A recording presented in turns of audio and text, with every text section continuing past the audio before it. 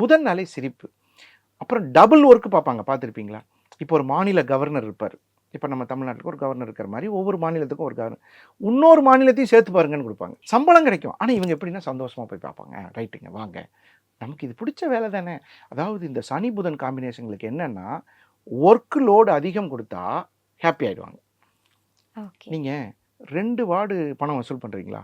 4 வார்டா வசூல் பண்ணுங்கன்னா ஓகே அப்படிம்பாங்க.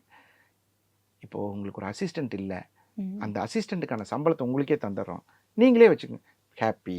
அந்த புதன்னா ஹாப்பி. இந்த சனி புதன் காம்பினேஷன் வந்து அவங்களுக்கு ஒரு ஹாப்பியான விஷயத்தை கொடுக்கும்.